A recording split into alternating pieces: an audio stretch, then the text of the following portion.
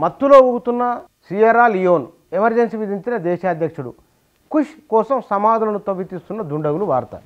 ఈ దేశంలో ఇది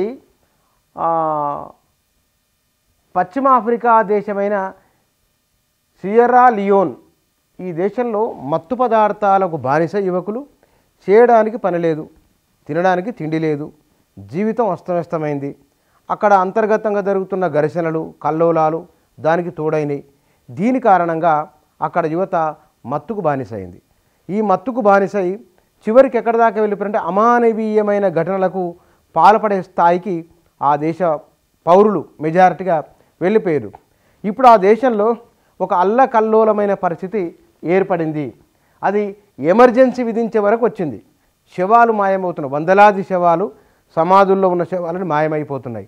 ఈ శవాలు మాయం కావడం పట్ల ఆ దేశ ప్రభుత్వము తీవ్రంగా కలత చెందింది. ఎందుకో ఏమిటో చూద్దాం. ఇది ప్రజలు మాదక ద్రవ్యాల మత్తులో ఊగిపోతుండడంతో పశ్చిమాఫ్రికా దేశమైన సియరా లియోన్లో అత్యవసర పరిస్థితి విధించారు. కుష్ అనే మత్తు పదార్థమే ఈ సమస్యకు ప్రధాన కారణం. దాదాపు 6 ఏళ్ల క్రితం ఈ పదార్థం దేశంలోకి ప్రవేశించింది.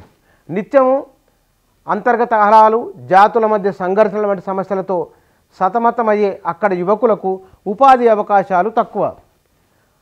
దీంతో చెడు వ్యసనాలకు బానిసలవుతున్నారు. కుష్ తోడవడంతో పరిస్థితి మరింత దిగజారింది.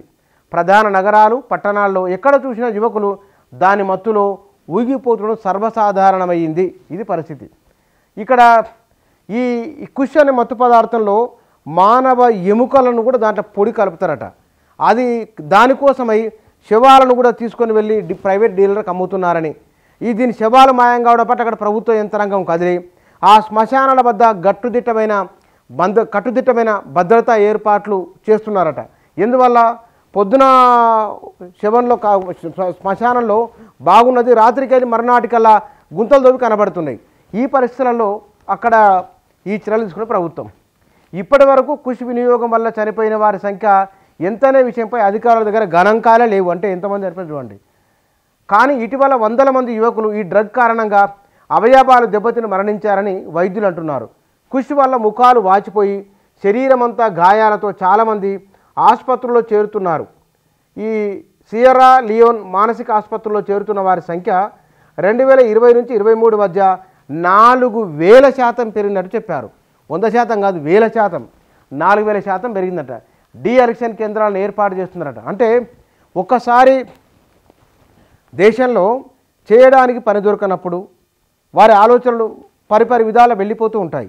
ఆ పరిపరి విధాలు వెళ్ళిపోవడము, మత్తుకు బానిస కావడము, ఇది ఒక స్థాయి దాటిపోయిన తర్వాత ఎట్టుంటుందంటే ఈ పశ్చిమాఫ్రికా దేశంలో జరుగుతున్నట్లుగానే ఉంటుంది.